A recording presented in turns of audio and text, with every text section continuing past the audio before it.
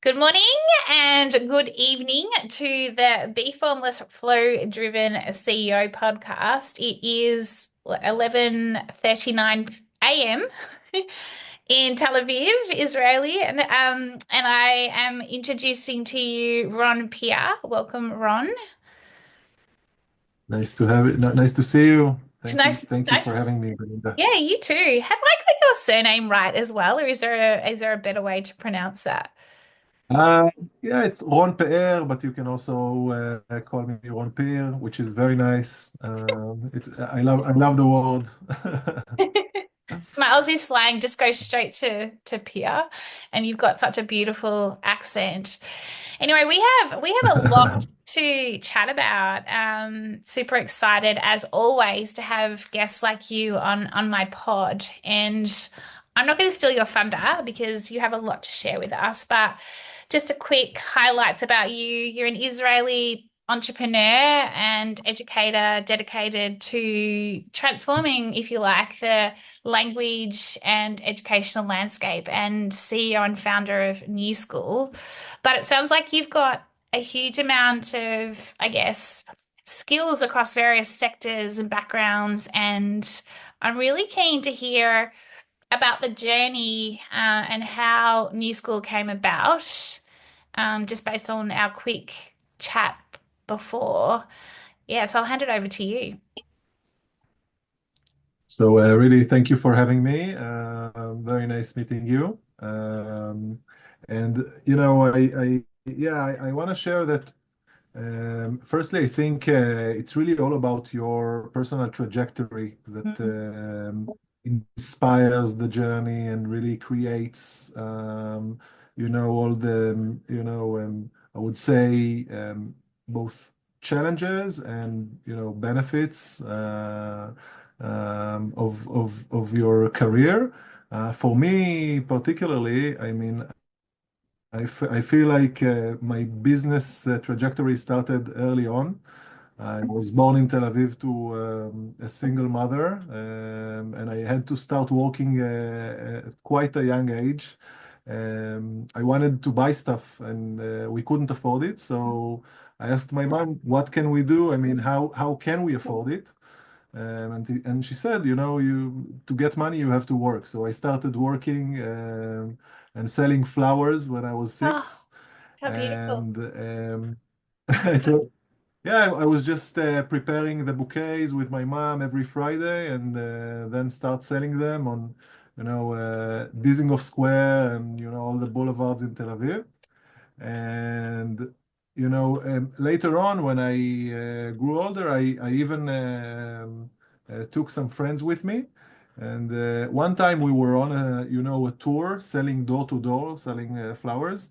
And there was one building that no one answered except one apartment, and they kept saying no every time we knocked.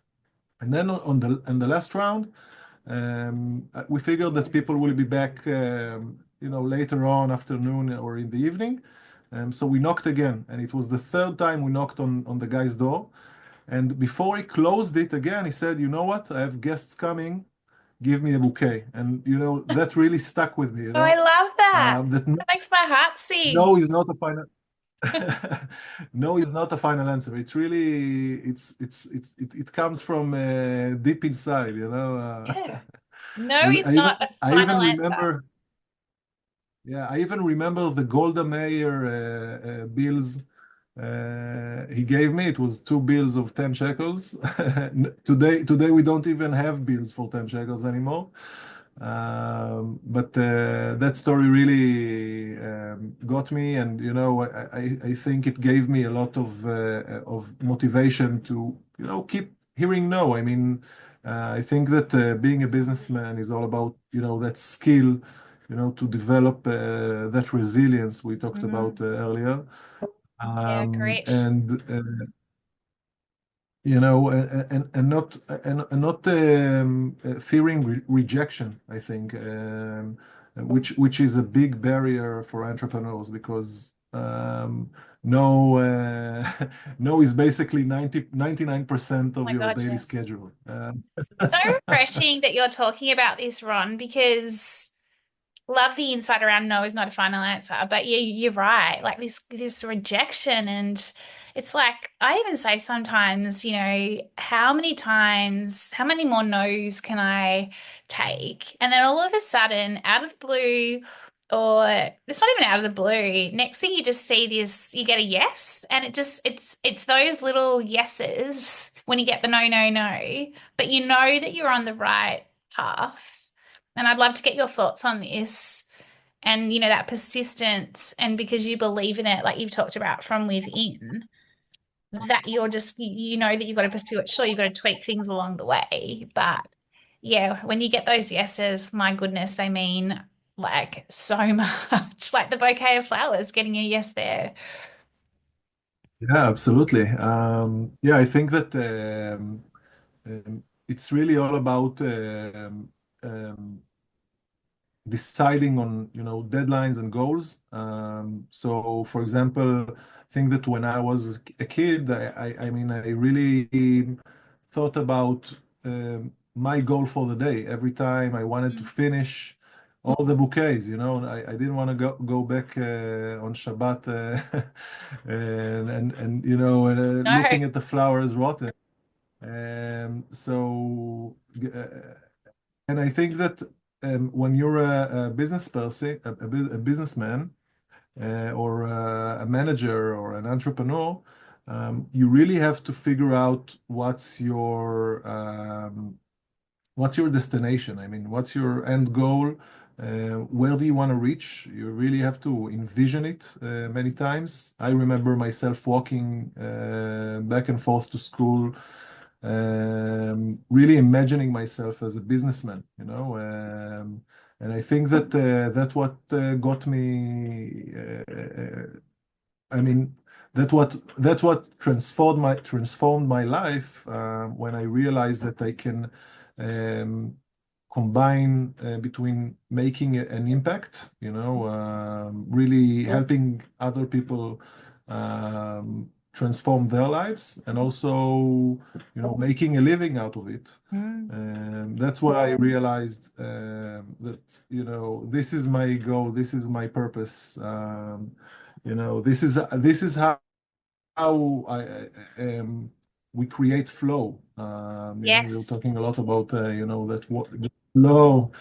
flow that You're talking keeps. my language. Well, it's effortless, right? What you're talking about is that it's effortless in terms of, when you are on purpose. Yes, there's days and times when you feel like, oh my goodness, I'm just like, I'm struggling. But then when you access that flow state, it just happens. Like everything just kind of works.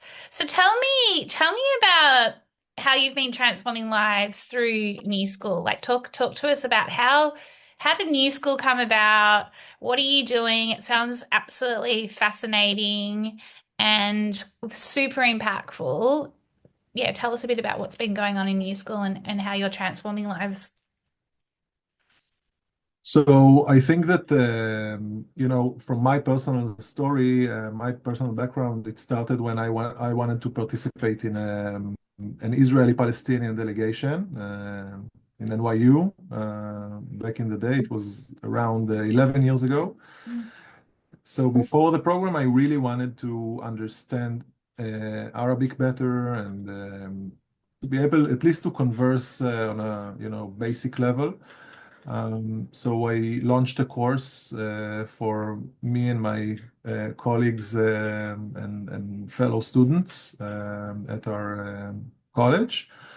And many people turned up and then came to the course, participated, started speaking Arabic, and even asked for more levels and more languages and and more courses, etc. So I realized that there's an opportunity here, but I still, really I was focusing on conflict resolution, international affairs. That's what I, focused on in, my academic life. So I just participated in those programs, and when I came back, um, many people reached out to me. They wanted to join more courses, so I just launched a small venture. It was basically helping people find jobs. It was called New Work. It was our recruitment agency. And then we had a classroom on the second level for students that wanted to, learn Arabic or other languages.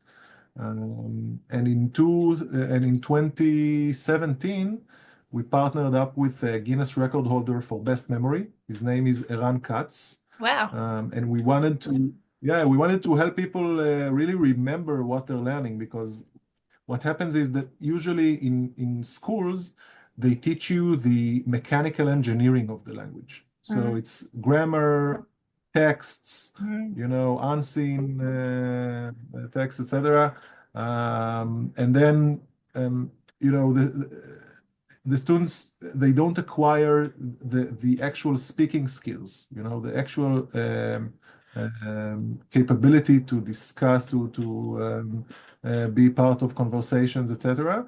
And then when it's only just a subject of learning and not, a skill that they have, they lose it quite fast, and it's not useful for, in their daily activity, in their daily life. Who cares what's present simple and what's future perfect and all those grammatic rules? I mean, if you want to be able to discuss, mm. topics and all sorts of themes in your conversations, um, without thinking about those, grammar rules, etc. So we Rules. were That's the focusing. rules. Sorry, the rules and the linear. It feels like you're talking like a linear, rigid way of learning languages versus what you're probably going to talk about. Yeah, Yeah, yeah. yeah, exactly, exactly. And so instead of that linear progress, we were looking to help people create that spiral progress, Mm. building conversations, making mistakes. My daughter is 6.5 now. She's only now learning the Hebrew alphabet. Okay, Aleph Bet is the Hebrew alphabet, right? Yeah, Aleph Bet are the two first words in the Israeli alphabet. That's why it's called alphabet, right? yeah. Um, so she's only now looking into it. I mean, we're talking about thousands and thousands of, I would call it flight hours of speaking skills before she, started reading and writing. And we realized that, all of the day-to-day life is kept in our memory thanks to real life mnemonics. Mm, Okay. mm. And I mean, the real life mnemonics. I mean, that's how she's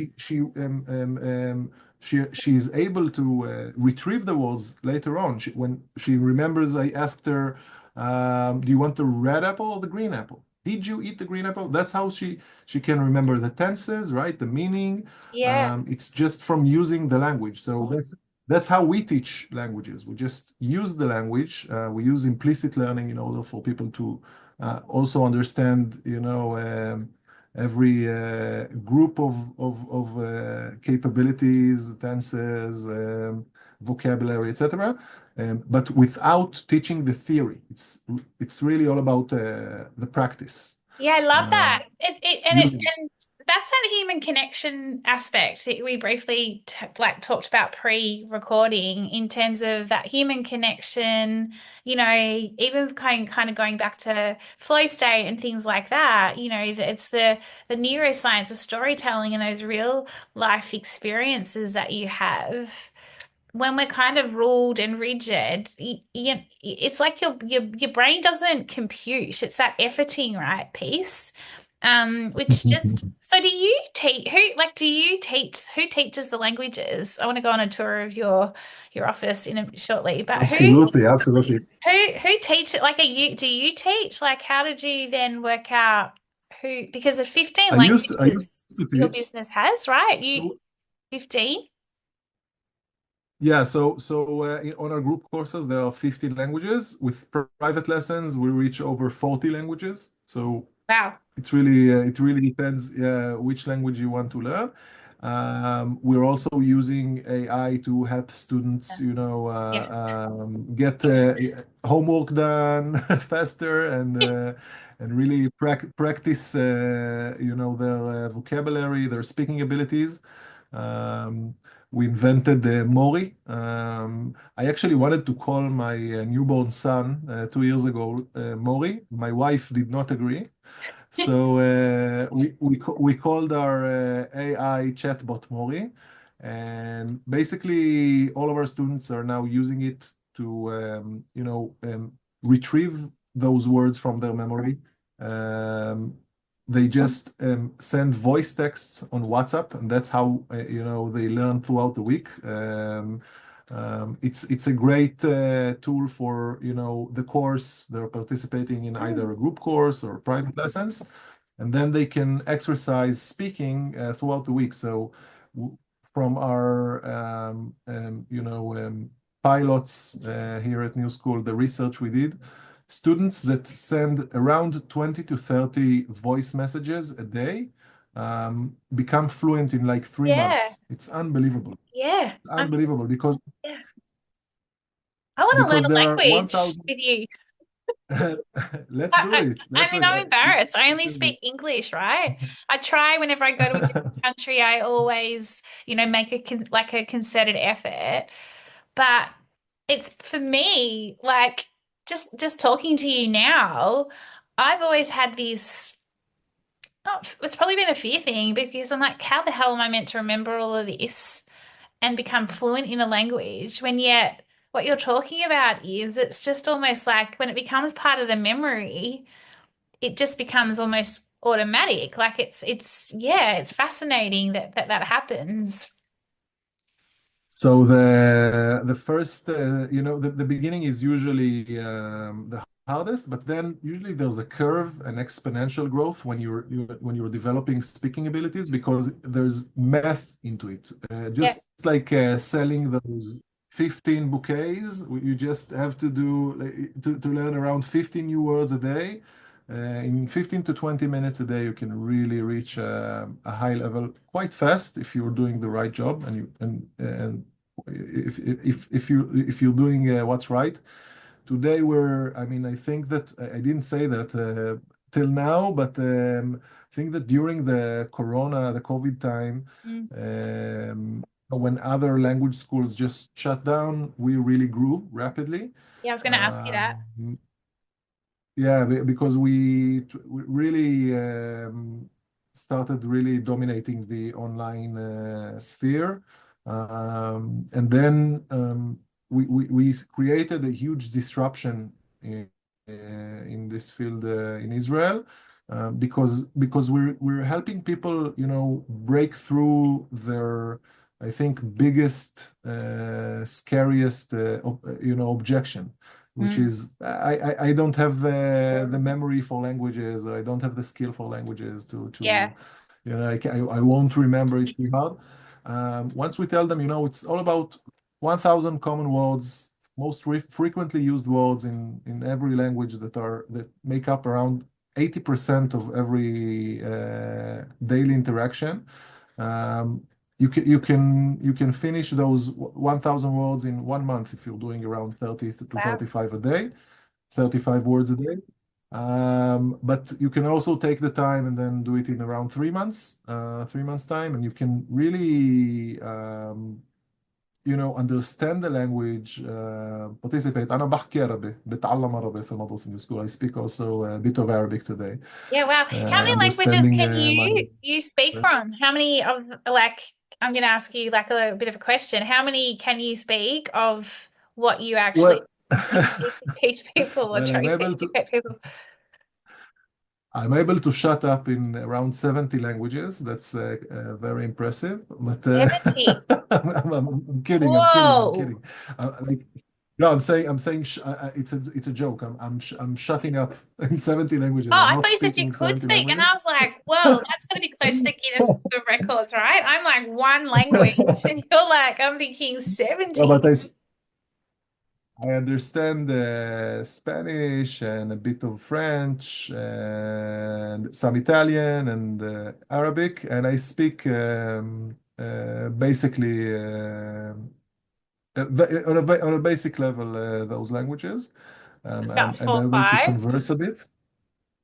Yeah, but not fluently as I am in Hebrew and not as good as I am in English. I wouldn't be able to take an interview in French or Italian right now, but I think that those are just opportunities. It's not about teaching languages. I think it's about really opening doors, opening Yeah. new worlds. And excuse me for saying Um, teaching because you are. You're opening up new doors and no doubt giving people opportunities to for different careers, roles where they probably had limitations or wouldn't probably have, when you've got fear or that resistance towards something, you're almost holding back and you're not living your full potential. So this is this transformation piece, right? In terms of you're empowering people by the sounds of things to live their full potential, but also creating this amazing connection from a human perspective versus just being that maths and, scientific way of learning as well, which is what I absolutely love. It's just, yeah, it's very disruptive and it's very new world. It feels like future shaping of how we can learn. Absolutely. I think that I always ask that questions, those questions, when people are a bit insecure about their capabilities to learn new languages. You know, um, who's the basketball player that missed most shots in active game in history? It's usually the best basketball players Yeah. of all time. LeBron James, Michael Jordan. I Yeah. mean, when you're working on a skill, you have to miss a lot. It's like hearing those no's.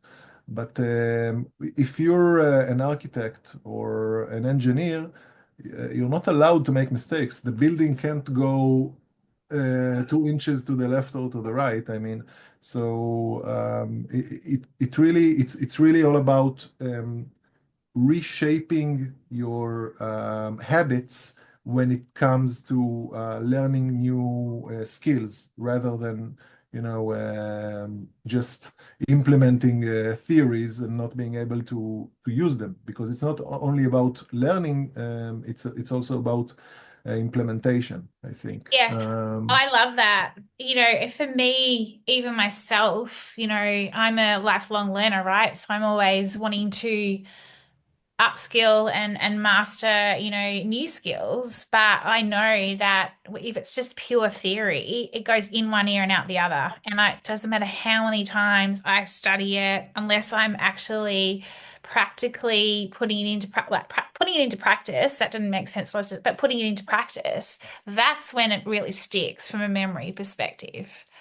And I heard this Yeah. great well, it wasn't even a quote. I heard this podcast a couple of years ago, and it was in terms of, and you probably relate to this, but it was around, how we've always been told to think before we speak. Like we've been ingrained to think before we speak, like watch what you say, sort of thing. But what if we just spoke before we thought? I just love that because that's when, again, when you're not just like wedded to a theory or a script or whatever, that's when it does just flow. It just comes out. You have that connection. It's those real life experiences and stories that you're talking about that connect the dots together to then have the ability to be able to be fluent in a different language, for example. Absolutely. I mean, being a bit associative, I would say, it's really all about being an entrepreneur because it's all about connecting the dots, you know. Sometimes, just you look at something, and then the other day there's a new opportunity, and if you're just connecting those two dots, it can really change the entire operation. I mean, that usually helps solve the problem when you just you're able to integrate those and create. That's what creativity is all about. And that's why, I like, culture, history, philosophy, music. Sometimes it's just today I have a piano lesson with my daughter. It's a How dream fun. that Mm, I'm just now realizing finally. So yeah, I think that opens up your, perspective and really helps you become a better learner, a more skilled manager, etc. And that's why, we when we started working on our AI agents here at New School, um, we we thought about, how would it help, how can this technology help people mm. become better students, more efficient learners, etc. And I think that we trained our, system prompt, which is, Yeah. our trained LLM, to help people according to our methodology. So you see now students here at the age of 82, 83, 85, learning a new language, retrieving the words, using them in real life conversations. And I mean, I have a guy from Haifa. He comes here on a train. I'll Mm, show you the school because we're right on Hashalom interchange in the middle of Tel Aviv. Um, and he comes here, he's 83 years old. He's an Holocaust survivor. wow. And he's living in Haifa, which is a mixed city of, Jews and Arabs. And his life's dream is to be able to speak Arabic. And he comes here. He's learning with the AI. I mean, he wouldn't download the ChatGPT app, but he does have WhatsApp, so we integrated it to WhatsApp, and he's sending, voice texts, and he's getting, very fast feedback. And when it comes to the lessons, his teachers is asking, I mean, who else?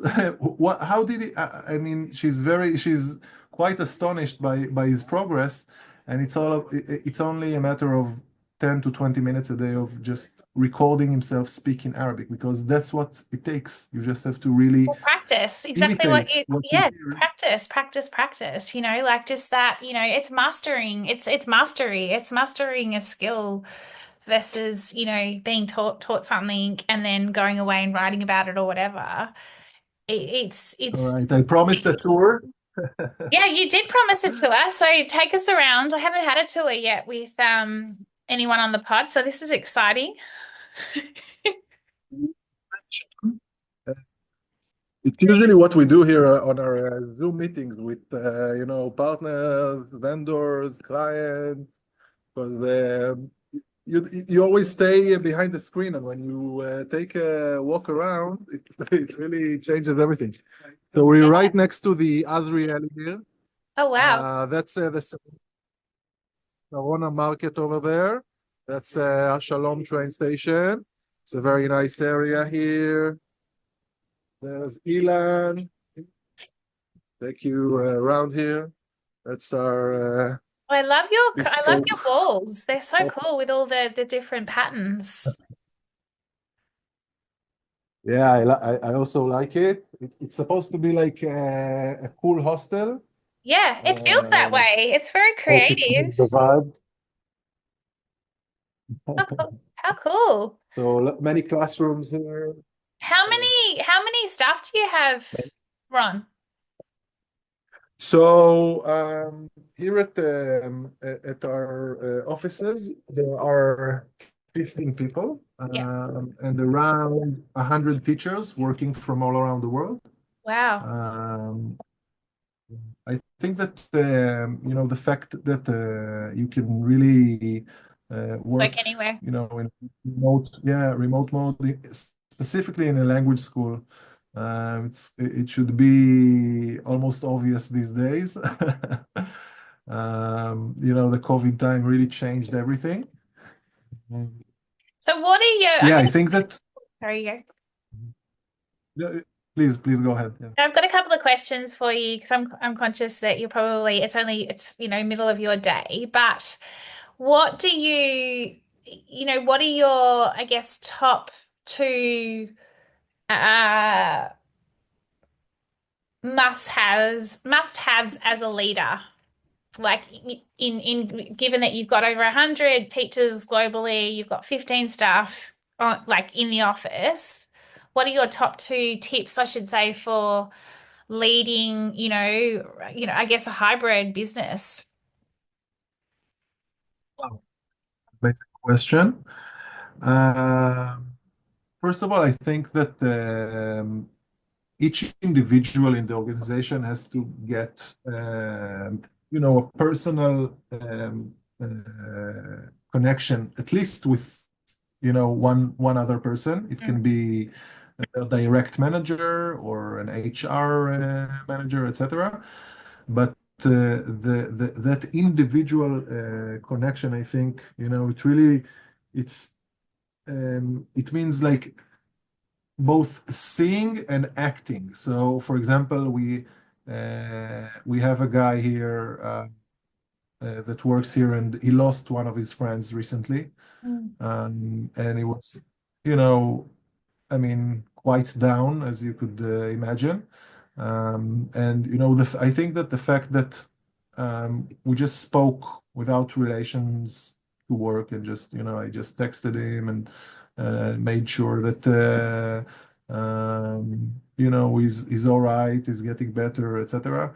I think that that fact that you get that personal connection, that Yeah. personalized evaluation, it's very, very important. In order to, because we're human beings much before we're employees. Yeah, 100%. I And totally agree.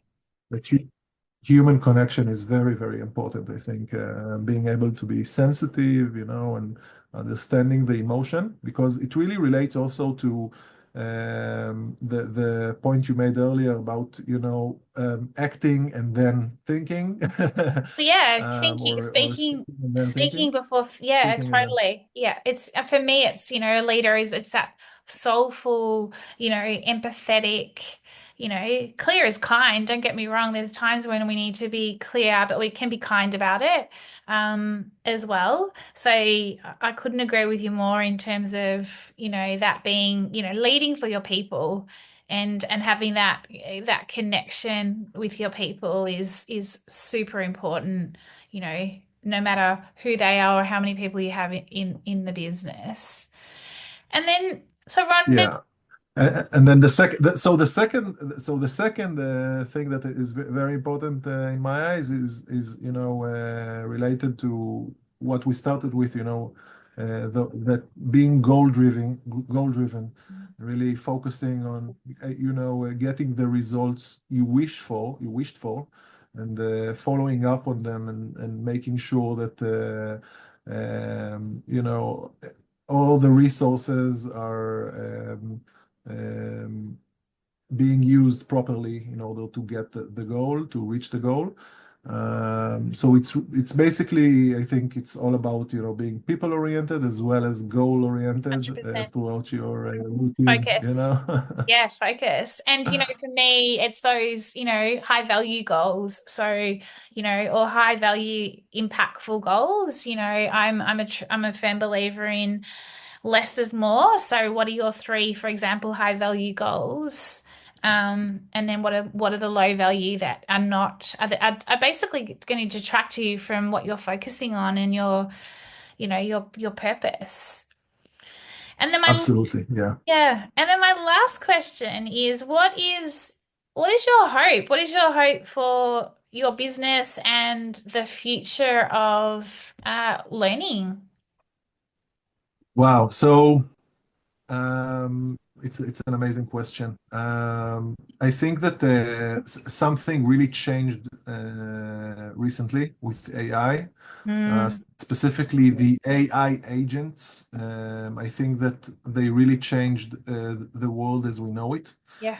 because a few years ago, you would have promotion in your career means that instead of just filling out after tasks, you're in charge of someone that is filling up after those tests, or you're in charge of someone that Mm, is in charge of someone, mm, etc., etc. Okay, that's how I mean, promotion looks like in your career, in work, etc. mm, These days, it's all about um, being in charge of an AI agent that delivers, that makes decisions, that reasons, etc., and acts. Okay, and being able to really manage those AI agents. This is what it's all about, and I hope that I'm doing a good job because we don't. I mean, we don't only teach languages at New School. We also help people um, you know, um, really understand English technology because we mm. think that technological English, many people here are learning English, but technological English is very, very important because technology will not only stay in high tech, right now with the transformation of AI agents, it will be everywhere in every field, and that's why we also created an AI agents course with our technological partners. We wanted to really we realized that we didn't build a shoe factory for one pair of shoes. No, Okay. We worked love on that. AI agents. We worked on AI agents that are telemeeting. So we don't have a telemeeting department anymore. Okay.